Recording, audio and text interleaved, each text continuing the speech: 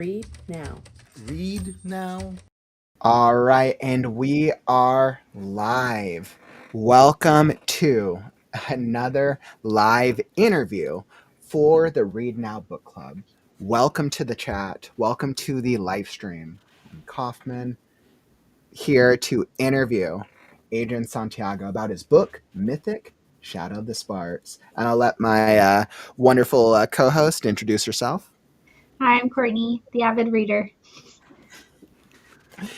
And we are here to chat with Adrian about his book, Mythic, Shadow of the Spark. So we have some great questions lined up.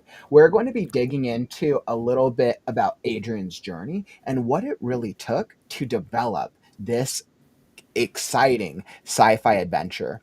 Adrian, if you want to just do a quick little intro about yourself for anybody who doesn't know who you are as a writer, author, or maybe as an avid science fiction lover. Okay. All right. Way to tee it up. Okay. So I'm Adrian Santiago, Puerto Rican dude, husband, father, and now published author as well. I write sci-fi fantasy books for adults, and the I'm sorry. What was your question again? I think you answered his question, but Did I? Because I felt like there was more layers to it, it. and I feel like there was more that I could have brought to that answer, and it was on the tip of my tongue, and now it's gone. I don't remember what it was. There was no question. It was just who are you? That's me. That's who I am. I'm Puerto Rican, and I'm a husband and a father, and I write books. Hey, what's up, Laura? Thanks for joining us, my friend. Glad to have you here in the chat. So, Adrian, and for those of you guys just hopping in, welcome. We thought that we could start off with anybody who's not familiar. So, the Read Now Book Club is a book club for writers. Our April book club of the month pick. I was like, make sure I said that right. It's I'm a like, mouthful. okay, the book we're reading this month is Mythic, Shadow of the Spark. So for anyone who hasn't had a chance to start it, it's actually completely free during the month of April for you to download. So for anybody who wants to go pick up a copy of the book, it's linked down in the YouTube description over on Amazon. Mythic, Shadow of the Spark. But for anyone who hasn't checked it out yet, we thought let's start off with a quick little blurb about the book. Adrian, did you want to give us a little intro for like what the book is about for anyone who hasn't started reading it yet? Yeah, absolutely. Awesome. And I'll throw up the cover art over here. Cool. I'll go ahead and I'll read the little blurb here for the first novel in the Mythic series. This is Shadow of the Spark. Newly appointed Detective Migdalia Vandersea's first murder case was supposed to be open and shut. Wishful thinking. Armed with the latest technology, she unravels the mysteries of the victims, the killer, and the spark itself. The complex web of crime and corruption entangles her professionally and romantically with a bounty hunter seeking redemption, Lear Varian, and a witch exploring the depths of her power, Faye Noelani. At the center of all the sex, drugs, secrets, magic, and violence waits a prolific killer who hunts the streets with impunity. This murderer works to cover his tracks and stay ahead of Detective Vandersea and her partners as they race against the clock to stop him from taking his next victim and tying off his final loose end. Will the help of Lear and Faye be enough, or will Migdalia's career end before she can close her first case? This is for mature audiences, includes uncensored violence, language, open door scenes, drug culture, and more. Reader discretion is advised. I wanted to add, it is free as an ebook for the month of April because on the 30th we're celebrating 2 years that this book has been published, and the paperback is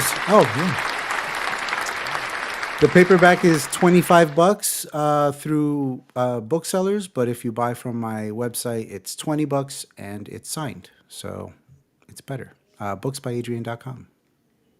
Awesome. Thank you so much for sharing that, Adrian. And for the 2 years, let's pour a glass. I was like, woo! I was like, I'll celebrate with my my energy drink. That'll work. Corny, cheers, guys. That'll get you more buzz than mine will. What a great way to celebrate it. And Adrian, first off, I have to say, on behalf of the book club and all of our members, thank you for making it free for the month. It's Oh, such a great way to make it accessible for those who wanted to check it out. That's really cool. I was looking for a good excuse to do something with the price for the month of April, like something, something with the anniversary, but not sure what. And then it's like, oh, a book club is going to read it. It's free. It's free for the Yes. month of April. Let's go.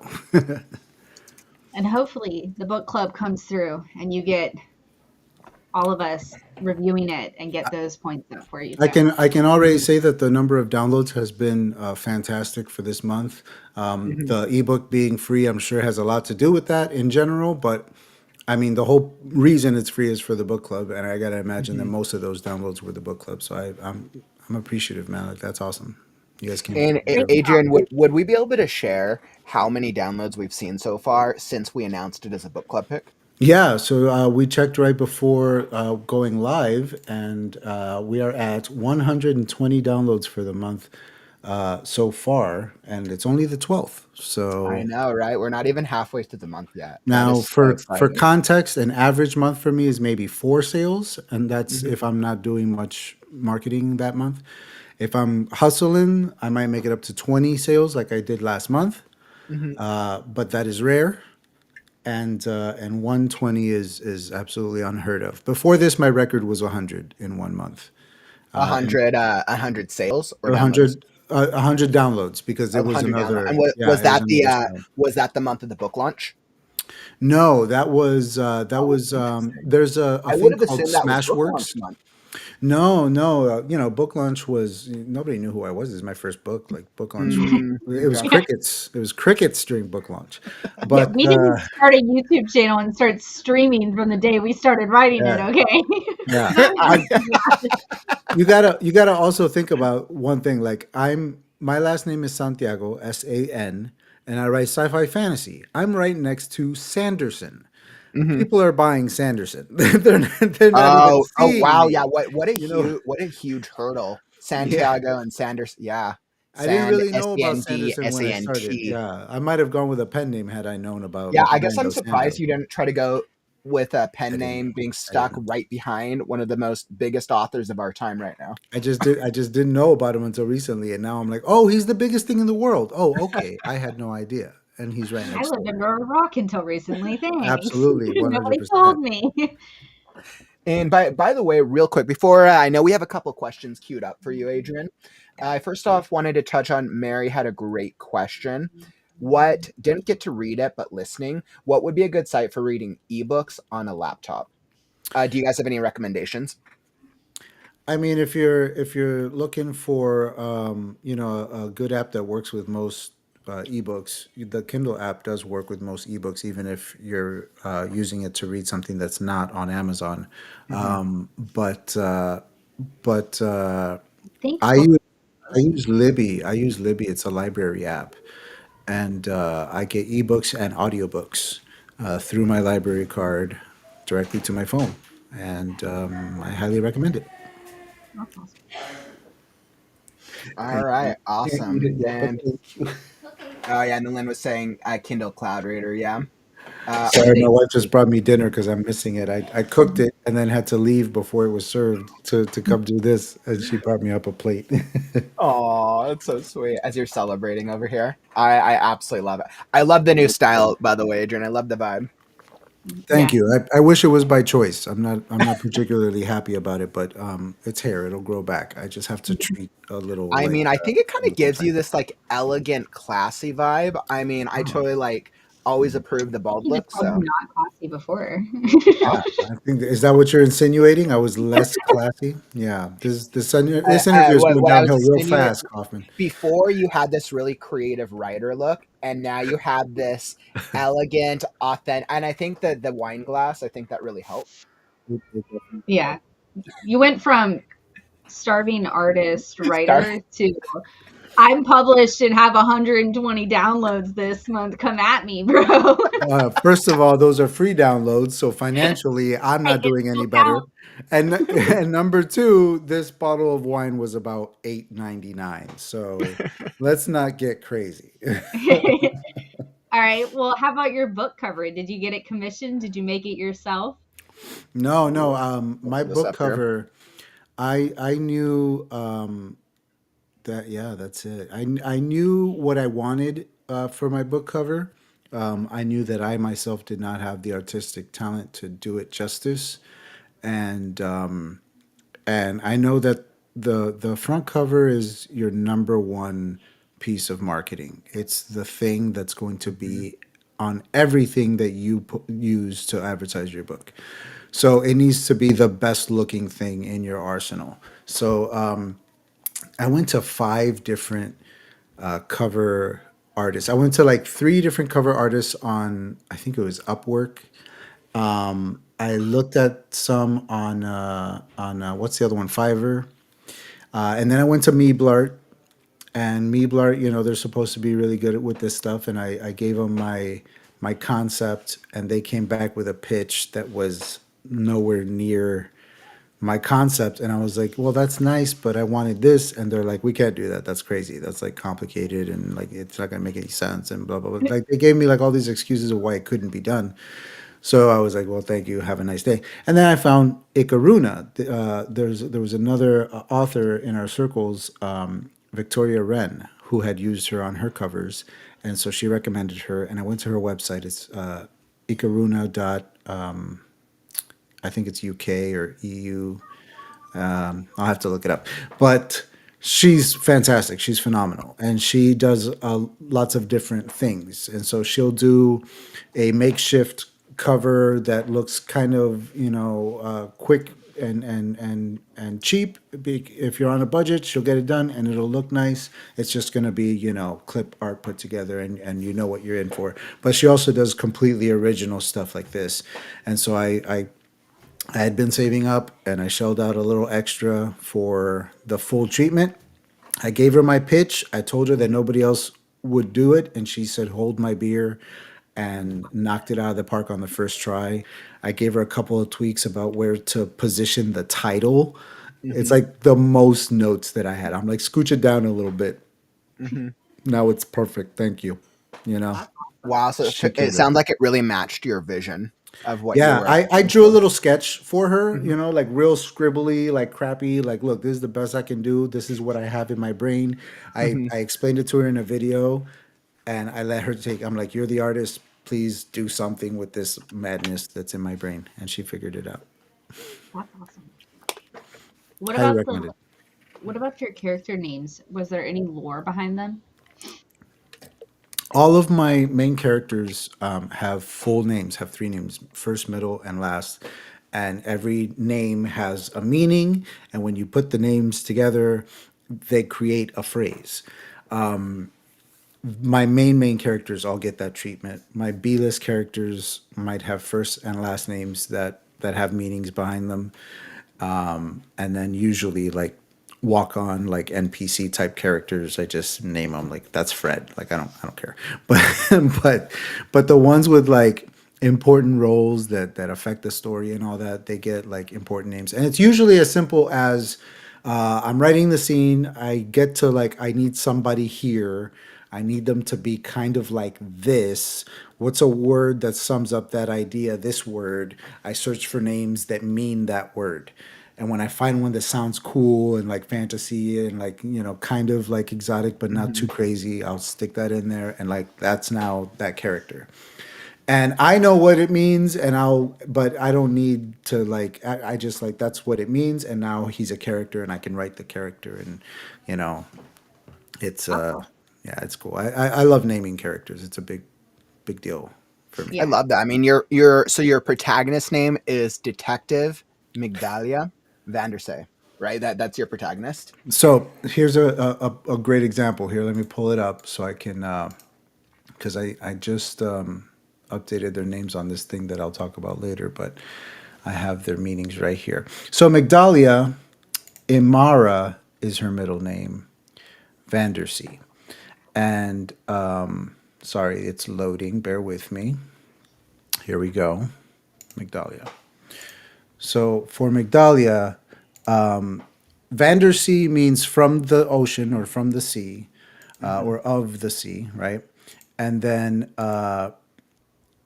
Migdalia means tower. And where is it? Here it is. Migdalia means tower. And then Imara means like strength or like firmness, like standing firm. And so that becomes Tower the strength phrase, of the sea. a tower standing firm against the sea. Like that's who she is. Like Interesting. she is unchanging against Mhm. like all the currents and waves and stuff. And then Lear, who also has a sea related name. Mhm. Lear is the ocean. Ambrosi is undying or immortal, and Varian, as it sounds, is fickle or changing, ever changing. And so he is the immortal sea is ever changing. And so Mhm. he's my character that he's lived like four different lives. You know what I mean? Like he's Mhm. been a revolutionary fighter, he's been in gang warfare, he's been a bounty hunter, and now he's doing security for a senator. Like he's adaptable, you know, he's ever changing. And so like the names influence who they are and how they behave in the story and stuff. It's pretty cool. Wow, I'm so impressed by that, Adrian. I wish I had such naming terminology with my own writing. I'm just like, all right, I'm just gonna give them the Listen, animal name, and we'll go with I'll that. recommend this. There's a website. It's called Behind the Name. And Ooh. I use it because yes, you can search for a name and it'll give you a Mhm. thing, or you can search for a language and Mhm. gender, blah blah blah. But you can also search by meaning. And there are so few Interesting. Okay. websites where there are very few websites where you can do that. And so you go in there Mhm. with a word like I need something that means this. And you plug in Mhm. the meaning and it'll pull up every name from every language on the planet Mhm. that has any connection to that word. And you can read the the definitions and really Mhm. and also if it doesn't have a definition, it'll tell you this is a variation of this other name. So Oh, I you'll love click that. on And that what's one. this website name again? What's the? I'll Behind drop the name. It's behind behind the the name. I'll name.com. drop it in the chat for anyone who wants to check Yeah, it out. it's You can cool. And totally drop so that in the Discord though too. yeah, and you can follow the name all the way back to like whatever the original name was, and now you found the meaning. So even though like the name you want to use is like four variations down from the Mhm. original, you can still find what the original meant, and if it fits, you're like, oh, that's what I want. You know what I mean? It's dope. That's awesome.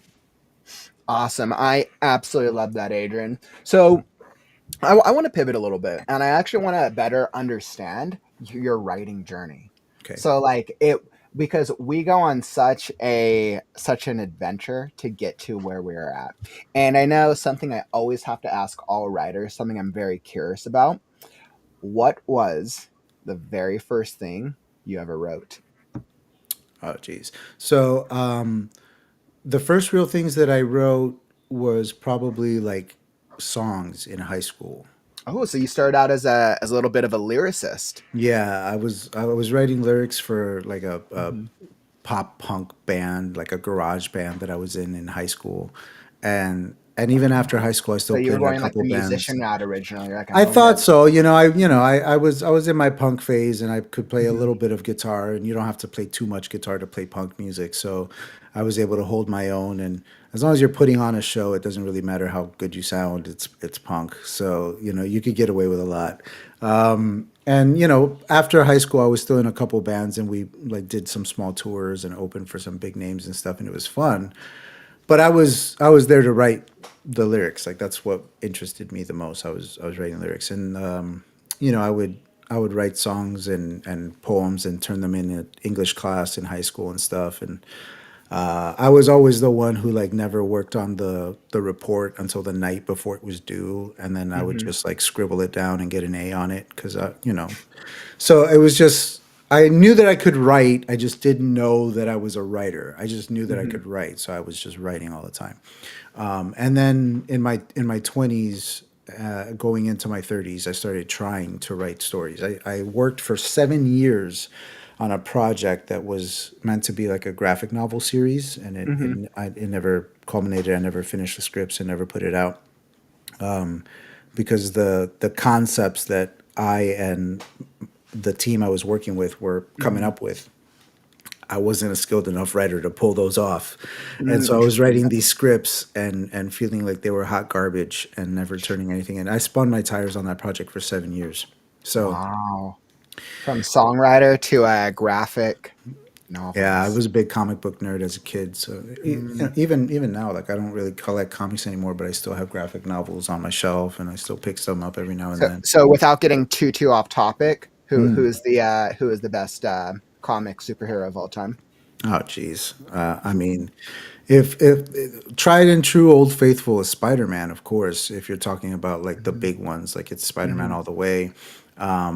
I have seasons where if you ask me my favorite, it's Batman, but it's Spider Man. Like, come on. Okay.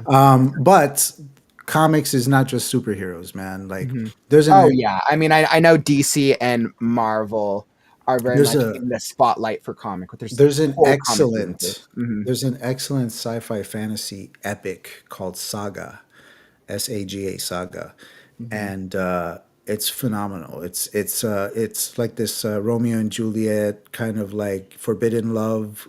Hmm. They had a baby, and now like both sides of the war want to kill the baby, so they're being chased through the Interesting. stars. And so the whole series is just them like hurtling through the universe, visiting different places, running into a prince who has a TV for a head. You like weird stuff like Oh that. It's wow, just that sounds great, Adrian. So I mean, it's dope. I think you've already answered the question. What books would you recommend? Yeah, definitely. Like if we're talking comics, like it doesn't have to be superheroes. Some of the best comics have nothing to do with Mhm. superheroes. So Saga is a good place to start. And by the way, for anyone here in the chat, what was the first thing that you ever wrote? I know we've kind of all gone through such a process. Drop a comment. I would love to hear from you. Like I'm actually really curious about this now. So clearly you've been on a bit of a journey, Adrian, with your writing. How has your reason for writing changed or evolved in over time? Yeah, now I have mouths to feed, and I hate working for the man. Hmm. I would very much like to quit working for the man and Hmm. just work for myself from home, and Mm. not miss out on my kids, and just write all day and publish 2 books a year instead of one every Hmm. 3 years, because all I have is an hour of writing time a day Hmm. because I have a day job. Stuff Hmm. like that. That's how Yeah, it's changed. Like, really being able to make that the career as an author yeah, like and work. I'm driven right Mhm. now to turn this into a thing. Like I I want, love that. that's the goal. Well, you're amongst like-minded friends. I totally Eh, resonate with that. And I think our opportunity is how do we figuring out how to navigate that path, whether it's through self-publishing, indie, or traditional publishing. Absolutely. I'll tell you what, Um, I had a moment mhm, today where I was like, maybe I should query my next book and see if somebody, you know what? And I've never been like I'm going to ooh, be traditionally published. Like I've always been like mhm. indie. And today I was like, maybe I should try. Like that's how like that's where I Well, am. I mean, I think that could be a good strategy. I mean, like with my stuff, I am self-publishing the early ones, but I am Mm, going planning on indie and traditional publishing eventually. But it's more so because I want to try each of the different um, avenues and sure. then take the community through it, what that actually looks like. There's a couple of good like hybrid publishers too that Mhm. we might try in between indie and traditional. And I think once you have either a book or books out, I think you have a little bit of a record of something that you can add as leverage when you're then querying or working to get an agent or Yeah, working to get somebody to represent you. yeah, So for sure. absolutely agreed. So let's see. So I think that was a really great question. So and it sounds like you're focused now on your author. You're really trying to focus on leveraging your author career. So something that comes to mind because I know a lot of writers in our community, Adrian, they're balancing a day job, family, education, responsibilities. How do you find balance? And trying to still like be like consistent, still trying to make sure that you don't get like burnt out on writing. Sure. Well, it's pretty much impossible for me to get burnt out on writing because I have so little writing time available to me. I know that I have 1 hour a day because I get up at 5 in the morning so that I can be at my desk by 5:30, so that I can write for 1 straight hour. I'm done at 6:30, and then I make myself a breakfast sandwich and I leave for work by 7.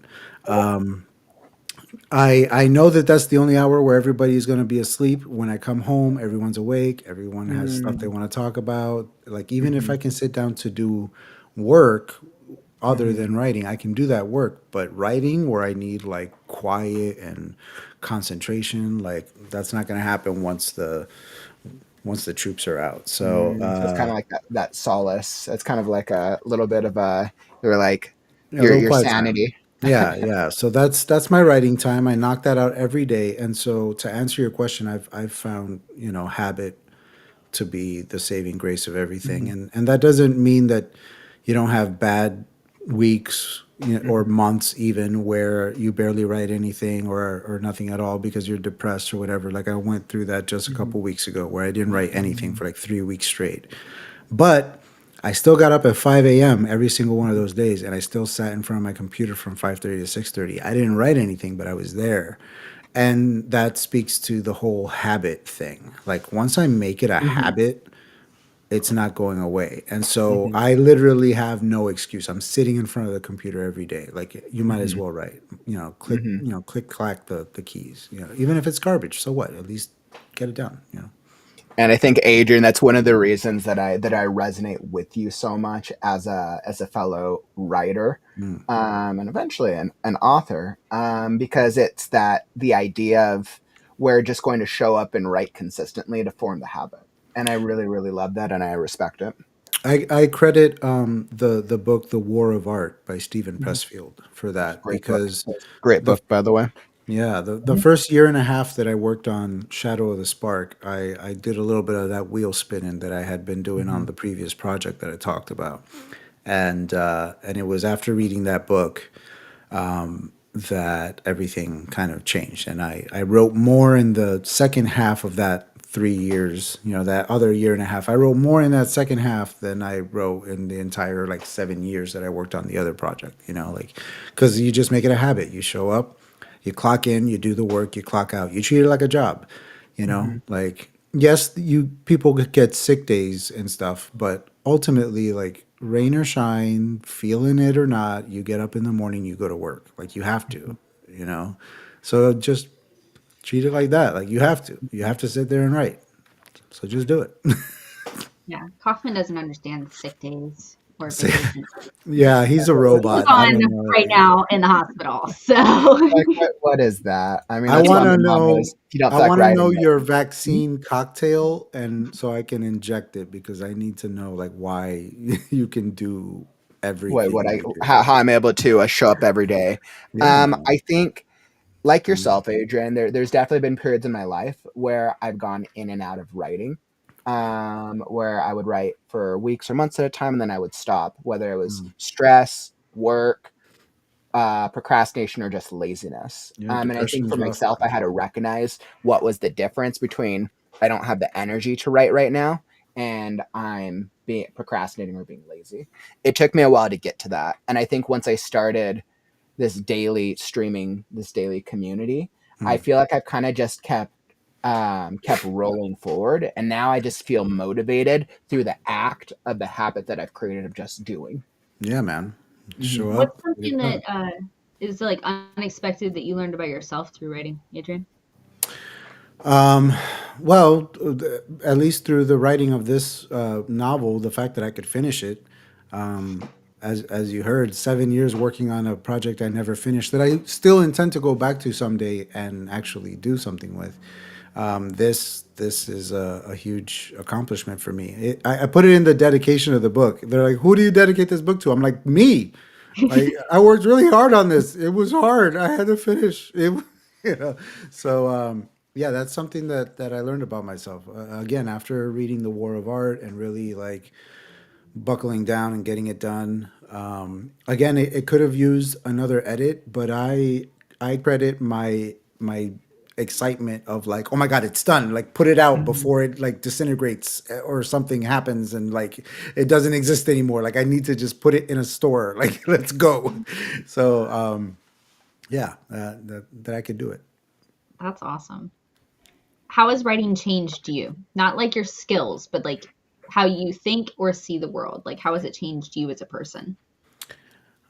So it's I'm sure a lot of authors can relate to this, but it's instilled a people watcher thing in me. Like I'm always like, whenever I'm out in public, I'm like, oh, that's kind of a weird dude. What's that dude up to? I wonder what his story is. Like what happened that there's two windows covered with garbage bags on his car, not just one. There's two. Like there's a story there. There's a lot going on. So little notebooks and things like that of like, and even stuff from like my friends and family, like that's a weird quirk, I'm gonna give a character that and form a whole I'm so story sick of around that. that. Yeah. I Yeah, see so somebody in the store like you walk funny. yeah. And so it probably happened, and then I write a whole story on it. Yeah, yep, that's Adrian, I'm kind of curious because your main character is a mm, detective. mm. Do you feel like you end up embodying your detective character, or vice versa, as you're kind of watching and people watching? So because I'm doing the people watching, maybe because I'm doing the people watching, I'm trying not to inject too much of myself into the books because that happens naturally anyway, right? Like every author puts a bit of themselves in every character.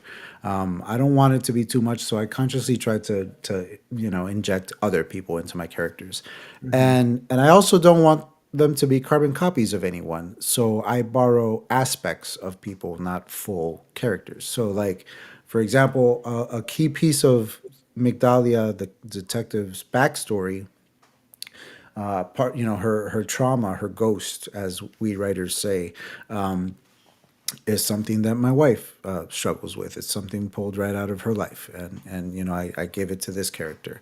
But I would not say that Migdalia is anything like my wife as a person. It was like, well, how does this thing affect this person? You know, and so it's a bit of a psychology study, like figuring out like how does it change this personality type to have this thing from this other person that I knew. It's kind of interesting. Yeah. What is one moment in your journey that felt like a real turning point?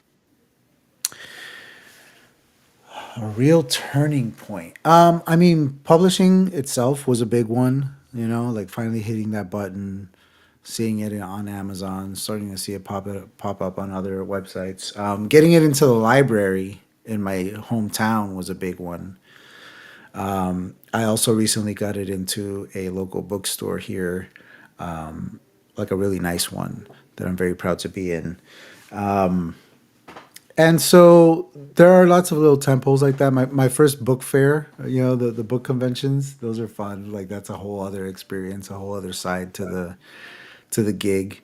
That maybe is the biggest thing is knowing that I don't have one job. I have like 19 jobs now that I'm an author.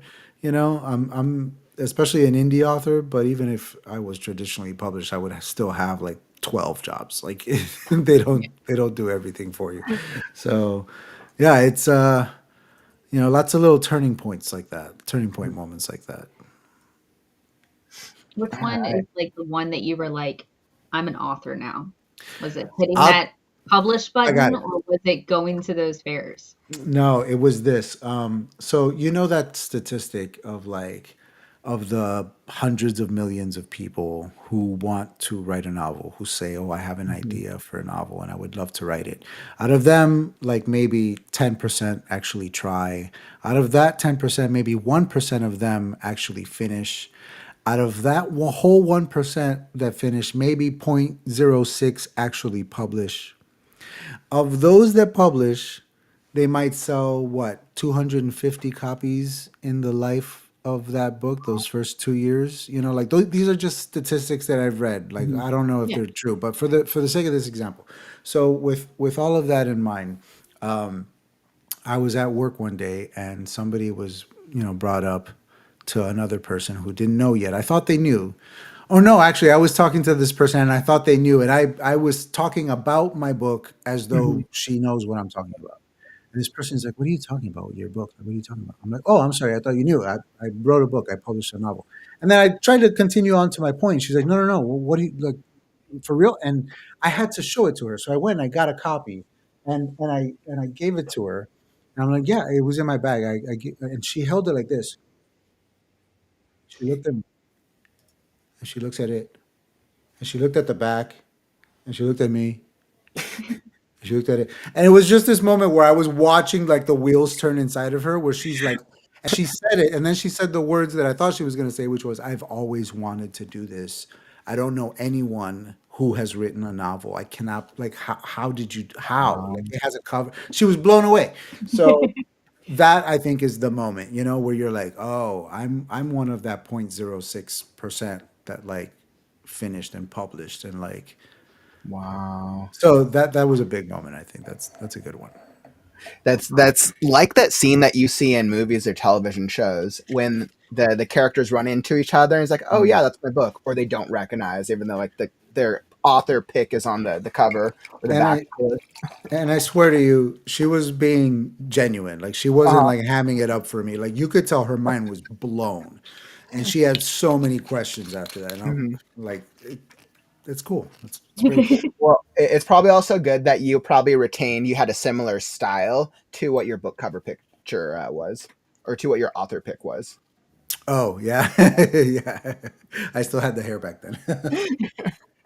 Yeah, you can catfish her. No, she knew who I was. All right, awesome. And by the way, real quick, let me just give a quick shout out to everyone here in the community. Thank you for joining us for this live author interview. We're just chatting right now with Adrian Santiago, author of Mythic, Shadow of the Spark, and we're kind of going through the background and the process of what he experienced while writing this book. The Mythic has had well over 100 downloads in the last month alone since we've announced it with the book club. So make sure that if you want to pick up a copy, it's free for the month of April. So pick up a copy right now, link down in the YouTube description over on Amazon. So you can pick up a copy of the ebook for free. So you can come join us. We'll be coming together at the end of the month to discuss the book itself. But if you want to become a book club member, sign up now. The link is down in the YouTube description down below. I will also drop it down in the chat for anybody who wants to join us. There we go. So make sure to become a book club member. You'll get announcements for when we talk about new book club stuff and all that jazz, because we'll soon be talking about what the May book will look like.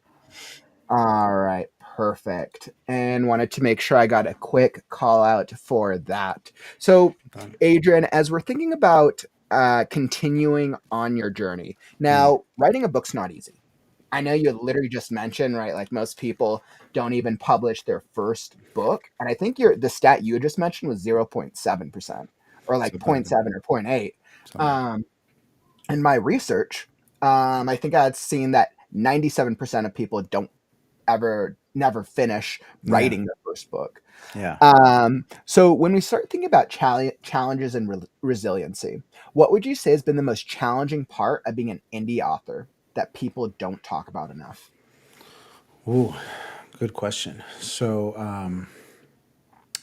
I mean, most interviews that I do or author events online, they'll inevitably ask about writer's block and Hmm. they'll ask about imposter syndrome. Hmm. And my take on it is that both of those things are misunderstood. Interesting. Okay. Where a writer's block is not a, you've hit a wall and nothing is flowing. It's there's something wrong in your story and you need to maybe take a minute to go back into your outline and poke around, or maybe you need to do some work on a different story and come back to this one in 2 weeks. It doesn't mean stop writing. It means stop writing this thing in this particular moment and try something different. Same thing with imposter syndrome. Most authors, big time, famous, very highly respected authors will tell you, especially at the beginning of your career, you're gonna steal, and you should. You should like take the ideas that you love the most from your favorite authors and try to do your version of those things and put your Hmm. spin on it, and you will find your groove, your place, your style Hmm. as you go.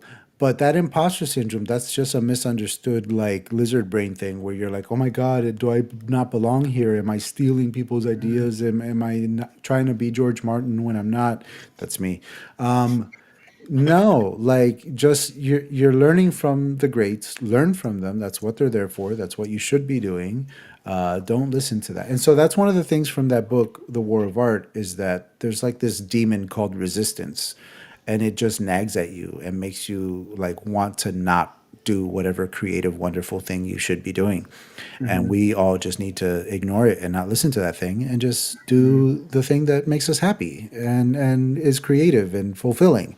And stop listening to the voice that tells you that you're no good at it, because that voice is stupid and doesn't know what it's talking about, you know? So like that's how I Preach. approach those things. Yeah, it's interesting. It's almost like writer's block and imposter syndrome at to a certain degree have almost become buzzwords that Mm, mm. that have been either used, overused as a crutch by writers to just not write for whatever reason. And I think definitely trying to understand, am I not writing because I don't have the energy? Am I writing It, because I'm dealing with some type of like maybe you're life sad. thing, Yeah, right? Like, maybe you're and upset. yeah. Maybe you need to eat a hamburger because you're hangry. Have Like a who Snickers. knows? Mhm. Yeah, Mhm. like chill out, Yeah. man. Like it's gonna be Mhm. fine. Maybe Um, you don't have the right playlist on. And that's why you Mhm. can't, the words aren't coming to you because you're writing an Mhm. emotional scene, but like, that's a the heavy. perfect opportunity when you sit down to write and you can't write and you feel like you're writer's blocky. Switch up what you're doing. You're still doing something writing adjacent. You're making a playlist for the next time that you sit down to write. Mhm. Make a couple different ones. Make like three different playlists during that time where you can't write. And the next Mhm. time you sit down, you just have to choose one, hit play, and go. You know, do one. I have different playlists for every genre, Mhm. every kind of storyline. Like if I'm writing the characters are starting to like flirt and stuff during this part of the story, well, I've got my little romance playlist. And like, oh, like the big bad guy is killing people and chopping heads, I've got my heavy metal shit going. Like we're like just I all have y'all. emotion playlist too. Like if I need them to cry, I'm saying, depression it is. If I set need the them to mood. be in love, romance it is. Like I have Set emotion the playlist. mood, light a candle, do whatever you got to Mhm. do, man. Like get in the zone, get in the I zone think and get everybody can writing. hear. Everybody already knows what my playlist is with my eclectic mix of light fantasy. Yeah, your Mm. Nickelodeon playlist. Nickelodeon playlist. You know what? We got to Hell got to yeah. represent that those '90s days, right? How's Yeah. that? How's yeah? And but I absolutely love that, Adrian. I think this is always a great question, great conversation to have. I think there's also can be times where writers undervalue how much energy it takes to be creative. I Dude. think sometimes people think, well, okay, well, I just sit in front of a computer or in front of my notebook or whatever and just write, but it takes energy. It's one of those things where like people who don't get art will look at a painting and be like, how can this artist like charge $10,000 for this, for like some paint that cost him $10 and a couple of brushes? And I'm like, dude, you're not paying for the paint on the canvas.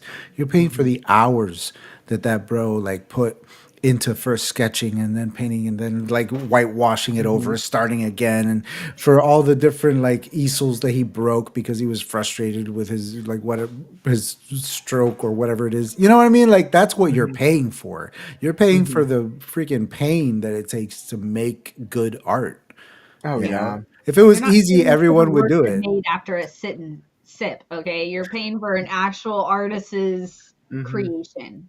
You're Their paying. love on a You're paint on a you're paint. paying for their childhood trauma and Mhm. their the fact that they should be in therapy but instead they're doing art. That's what you're paying Mhm. for. You're the Mhm. therapist. The canvas is the therapist. Yeah. Oh man, I love that. Is so would you say in developing and writing Mythic Hmm. that it was a therapeutic process for you? Where do you feel like you explored certain parts of your own history through the characters or through the story? So, folks who are familiar with my channel are going to roll their eyes now because I'm going to tell this story for the 9 billionth time. But this is where it belongs. So here it goes. Hey, you know when we Um, are author tubers, there's certain stories that just we get used. So the prologue Hmm. to Shadow of the Spark is a short story that I wrote called "The Death and Rebirth of Bella Erdman," and this Okay. short story, again, it serves as the prologue to the novel. I Hmm. wrote that short story because I was a new father, and I was still. I don't know if anyone can relate to this, but sometimes it takes us men a little extra time to mature up. Ladies mature a little faster than us. It took Sometimes me a we little can, extra time too. I get that. and people are like, Mhm. "Oh, you're gonna mature right up when you get married." And I got married, and I was still a knucklehead. And then, oh, you'll mature up when you have a kid. And then I had a kid, and I was still a little bit of a knucklehead. But I did change, and I wanted to change further. And so I was trying to do that. And what Mhm. happened was I had a really crazy mushroom trip one day. And this particular mushroom trip, like, completely changed my life and personality. My wife will still tell me that I came home a different person that day. I have thought about that trip almost every day for the Mhm. last like 7 years. It Wow. was that transformative. And so I wanted to share that story, but I hate writing about myself. So I Mhm. fictionalized it. I gave it to a fictional character. And as Mhm. I'm writing it, I realized, oh, this setting is this world that I've been noodling with for years that I Mhm. wanted to put into a story and I didn't have a story for it. Here, she's on it. Oh, okay, cool. Now I have a place for that story. And then the characters get to a destination and somebody opens the door and it's a character that has been living rent free in my brain for years that I've been trying to put her into stories, and there she is, and Mhm. oh, this is where she has belonged all along. And before I Mhm. was done writing the short story, I realized, oh, I have an entire novel here. And so I just Wow. started writing the novel. And so that's where that kind of like real life thing Wow. kind of seeped into the novel, and who I am seeped into the novel. And then like about a third of the way into planning and writing the novel, I'm like, oh, this is a trilogy. I wrote a Mhm. trilogy. So I kept expanding the Mhm. outline, and then I'm like, oh, it's five. It's 5 books. This series is five. And it started with a short story Wow. about a crazy mushroom trip. So I'm curious as a follow up to that. First off, that's a great story. That's absolutely a great story. I if think when ever you a can book find should have existed. experiences, every book should have existed. It should have started with a shrooms trip. Shroom trip. Absolutely. Indeed. But that brings up a good follow up question. What was the exact moment? Because I know a lot of writers are working on series here in the Mm. community. What was the exact moment that you realized this book or this story needs to be a full book or a full book series? Was it when you finished writing that initial character story, or like how did you? Was it like a gut feeling? Was it like, oh, you know what, this beat is done? So as I was writing the short story, Hmm. the short story is available for free on the website. Sign up for the newsletter. Awesome. The short story, as I was writing it, I started seeing the ending coming up, and Hmm. the mushroom trip itself. It's the whole ego death idea. So I Hmm. had a moment in my own experience where, as far as I knew, I died. I Hmm. was dead, and I woke up in the afterlife, and my afterlife was I was a gray alien. Mm. And as a gray alien, I had just had a coming of age, like, like trip, that some psychedelic experience that Hmm. was my life as a human. And Hmm. now it's over, and now I'm back, and I'm a man now, and my father and my brother were there. I don't have a brother, but in this afterlife, I do have a brother, and I saw him, and I knew him. I recognized him as my brother. I'm like, that's my dad, that's my brother, and they're gray aliens, and no one's wearing pants. What's going on? And so once I knew that was where the story was going, this death and then this coming back to reality, like, oh, okay, Hmm. I'm still here, I'm still me. That's going to happen to the main character of this short story, and so that's when I knew this character is going to actually die. Mm, interesting. Not just have this psychedelic experience, which she will, Hmm. but after she comes back, she's going to die, Hmm. and that's going to kick off a murder investigation, and that means Hmm. there's going to be a detective, and so like all of a sudden I'm writing Mm. a novel. You know what I mean? Like Hmm. I saw the ending of the short story being just a stepping stone to bigger things. So, I love that. So you had gotten through the story beat, and then once you were far enough along, you realized this is just a single beat in a greater overarching story. Exactly. It was the inciting Mm. incident. I was like, oh, what I have Oh, I here love is that. the inciting incident for a Mhm. major novel. And without giving away any spoilers, does the entire series follow your protagonist, or does it follow the greater the greater universe or the greater world that we're exploring? So there's three main characters, and Mm-hmm. at least for the first three books, they're going to sort of alternate in their level of importance.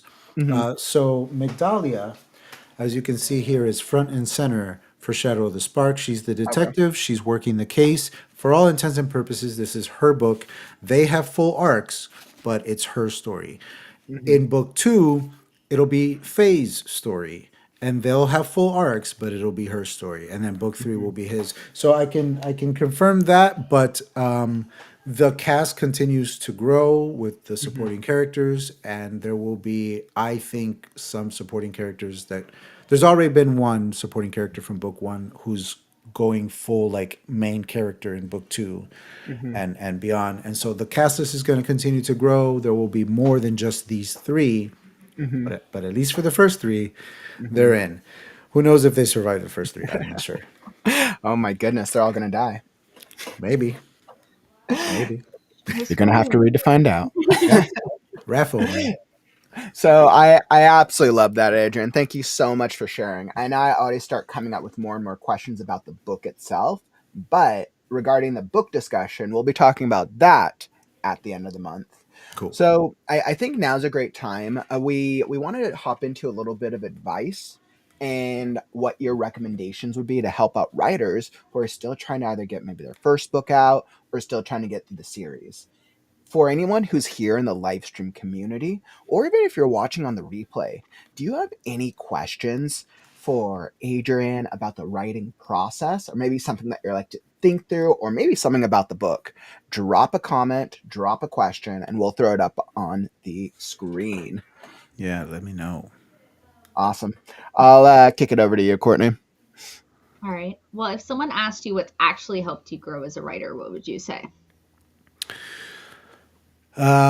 So I had a buddy. I still have this buddy. I just haven't heard from him in a while. He's in the army, and so sometimes we just go long stretches of time without hearing from him.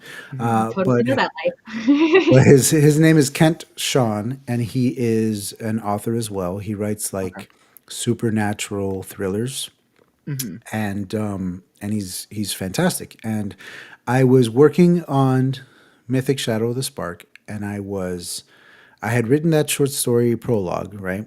And I had started the rest of the novel, and I kept going back and working on the prologue more on that short story. I kept tweaking it and making adjustments as things were happening later on in the story. I kept going back and adjusting it.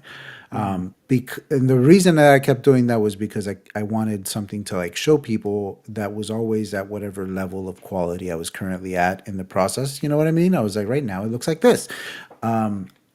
And my friend Kent Sean asked me like, "Hey man, how's the writing going?" And I'm like, "Oh, I'm back editing the prologue again and blah blah blah." And he yelled at me. He's like, "What the hell are you doing?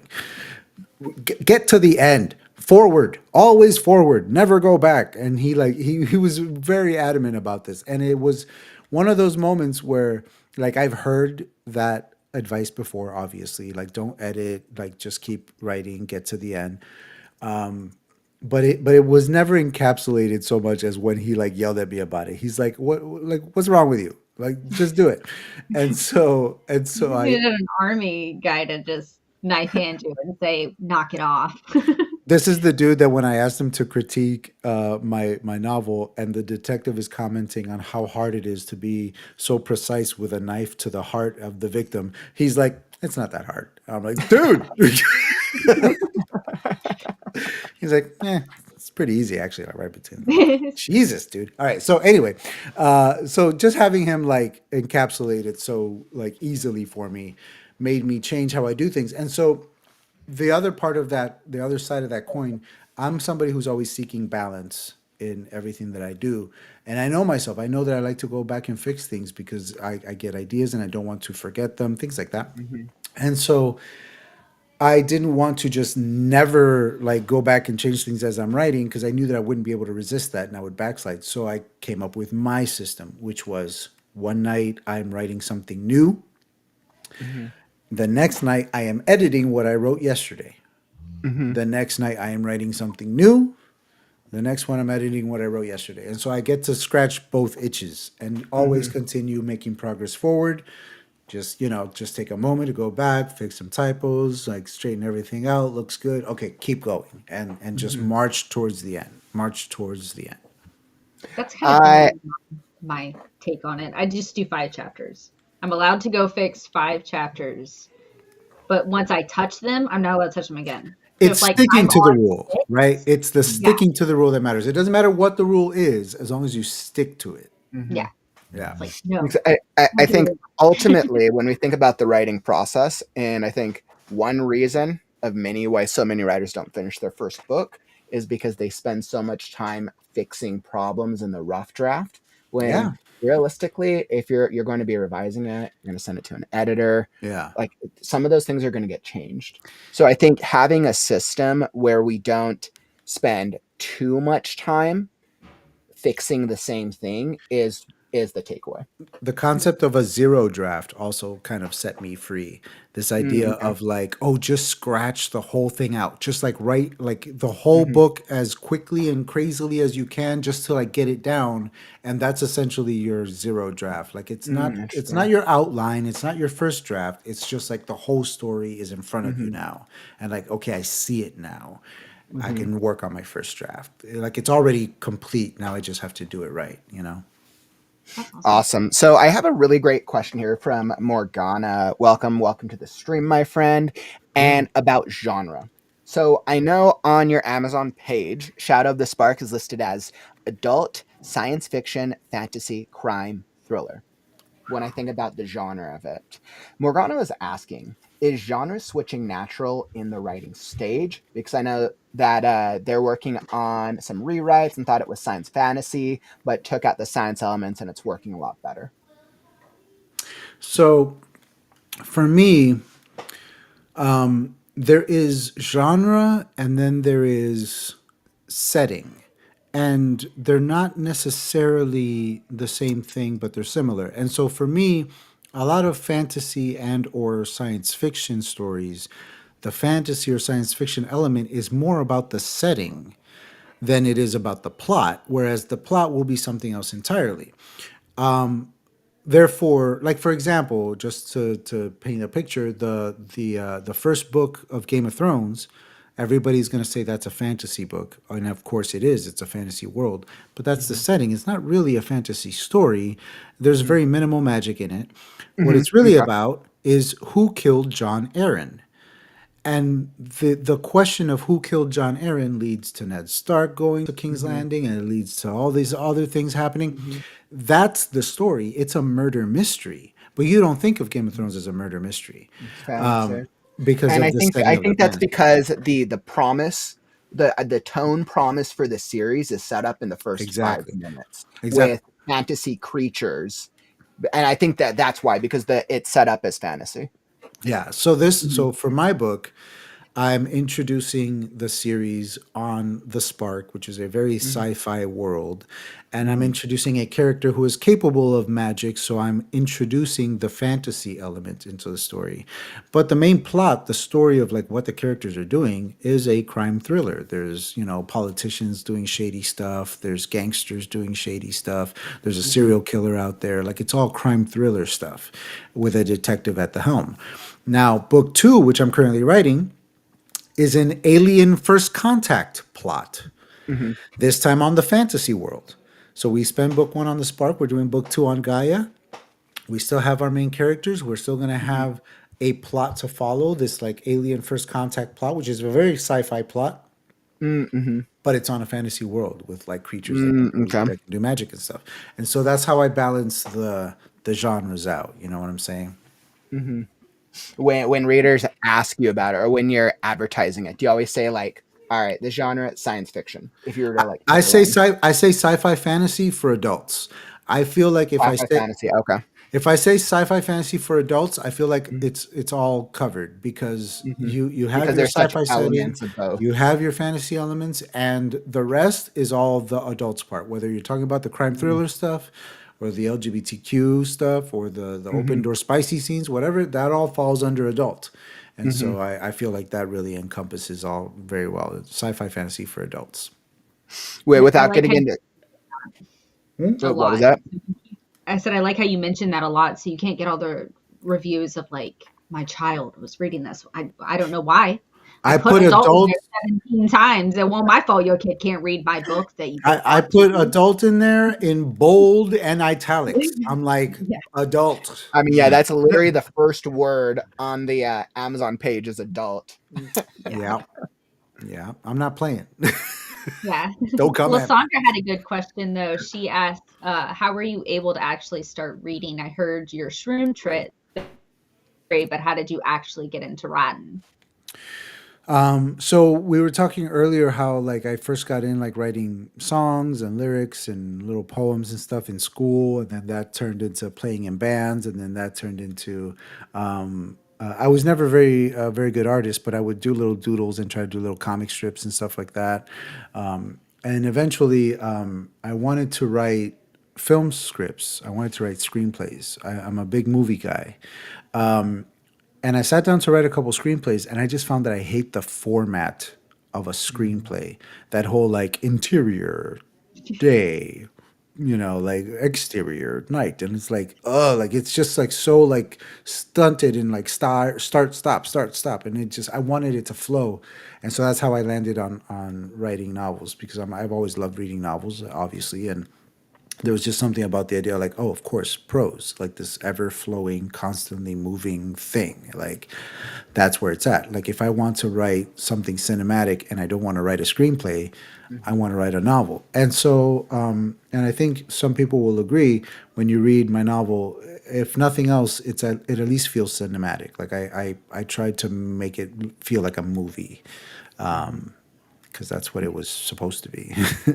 I can definitely picture it because I have started reading it. So like I can Oh, definitely good. picture it and I get an image in my head. So yeah, no, you definitely achieved that so far Cool. from what I've read. Cool. Good to know. If so, Adrian, as we reach the end of our interview today, I'm curious. There's one question that's on my mind.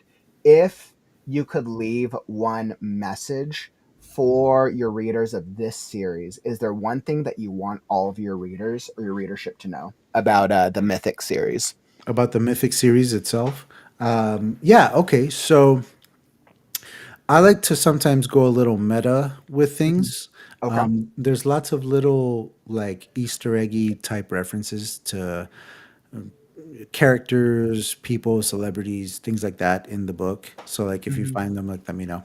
But the reason I bring it up is because at the end of this month, April 30th, is the anniversary, 2 year Hmm. anniversary of publishing this novel. I'll be launching, thank you, I'll be launching the members only section of my website. So at booksbyadrian.com, there'll be a Mm. separate section that you can log into with your email and a password.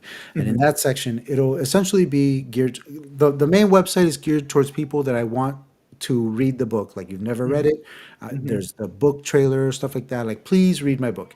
But once you're in the member site, you're a reader, and we're going to explore the world. And so there's going to be a world book in there where it's very encyclopedia like, and you can learn more about the world building, the character backstories, see some images if you're having trouble picturing things like that. Hmm. There'll be an ebook in there that you can read along and like click on, character names or locations or whatever it is. Like there'll be interactive things like that. There's going to be exclusive videos in there that are just for Hmm. my readers. There'll be a writing blog in there that keeps track of where I am on writing the next book. Hmm. So if you're looking forward to book two, that's where you can like be on the front lines of like, oh, he's almost done. And so that's launching on April 30th. And the way that you will find out about that is signing up for my newsletter. So Hmm. booksbyadrian.com, sign up for my newsletter, and you will be able to dive into the world of Mythic more in depth. And I'll be in there with you, and you can ask questions whenever you want. And if they are appropriate, I will answer. And if not, you'll get a read and find out. I absolutely love that, Adrian. Thank you so much for sharing. That sounds like a really cool thing to be able to do for your core readership community, while offering things as a membership type program. So that's Yeah. really cool. Please remind us once it launches so we can bring it up with the writers here in our community. Yeah, I'll be in the chat for the end of the month, talking about the book, and so I'll make sure to remind everybody there, and also there'll eventually be a paid tier that will have stuff for book two that you can Mhm. like get sneak peek stuff out of. So that's forthcoming in the future as well. Ooh, well, that is so exciting. So thank you so much for sharing that, Adrian. And I just want to say today it's been a really solid interview. I feel like I've learned a lot about your journey while still offering some great insight. Did you get Laura's questions in? I don't remember if we covered those, and I wanted to grab her questions since she We sent them. did. We Okay, incorporated a good. couple of her questions throughout. Absolutely. All right, cool. Then I feel better. Awesome, awesome. I know. So for anyone who doesn't know, our other fellow co-host, the wonderful Miss Laura Nettles, was going to join us originally, but got pulled away at the last second. So make sure that you guys come join us at the end of the month. We are going to be revisiting and continuing on Mythic Shadow the Spark, but we're going to be diving deep into the live book discussion. So it's going to be a great conversation. Um, yeah, Adrian, thank you for joining us today. Can I ask two quick questions before we go? Yeah, sure thing. Courtney, how far along are you in the book? In your book, Yeah, huh? Mhm. I am still in your chapter 1. Okay, all right. Then never mind. Okay, Yeah. Like not far enough along quite yet. that's Yeah. fine. That's fine. Okay. Was the second a follow-up question? Yeah, it's okay. We're gonna forego Okay, I that. want to know what the question is. I might be able to answer it in Discord when I get there. I was gonna ask who your favorite character is so far, but you haven't met the other two MCs Mhm. yet, so it's okay. Yeah. Just not quite far enough. Yeah. And so this goes into a great thing to bring up for anybody who wants to be involved in the discussion. Make sure you've joined us on Discord. If you have the Read Now Book Club member tag on your Discord, on your Right Now server profile, which is easy, it's all linked in the it's linked in the Discord in the profile pic. You can become a book club member pretty easily. Then you'll get access to the Read Now discussion and join us for the discussion of the book. Let's say you're reading it and you're like, hey, something stands out to you. You can talk about it with the rest of our community until we do the live discussion at the end of the month. Yeah. Awesome. If you have any issues with getting that role, I'm on Discord, so you guys can just hit me up if you guys need help. Exactly. And yeah, if you guys if you guys want the role and you're just not sure how, just message one of us and we'll help you guys set it up. Yeah. Awesome. Adrian, it's been great today. It's been a pleasure. Thank you for having me, guys. This was great.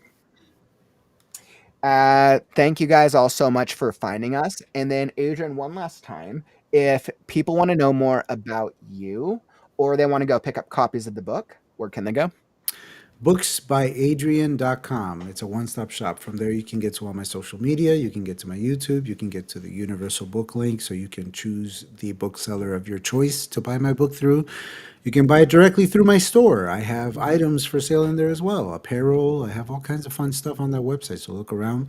There's a blog right now of the 52 books that I'm reading in 2025.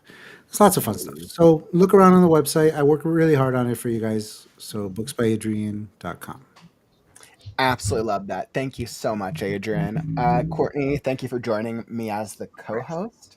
As always, wonderful. And then Adrian, looking forward to discussing your book at the end of the month.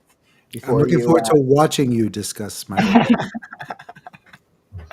Before you rejoin us for whatever our May book will be. All right, wonderful, my friends. So I just want to say thank you all in the community for joining us for the discussion or for the interview today. Make sure to go pick up a free copy of the book, linked on Amazon, linked down in the YouTube description, and start reading it. Join the Discord, drop comments in the Discord, Read Now book discussion, and then make sure to come join us at the end of the month. It will be our book Read Now discussion will be Saturday, April 26th. So the last weekend of the month where we will be discussing with the other co-hosts what we liked about the book, what we didn't like, what we loved, what we're looking for, and all of the things in between. So make sure to come join us. Everything is linked down in the YouTube description. And then as we approach Creative Writing on the Morrow, I'll be back tomorrow with the Create Right Now podcast. I have brought on author J.M. Frey, and we're going to be talking about fan fiction for writers. Why is fan fiction important? What is fan fiction? Most of you probably already know.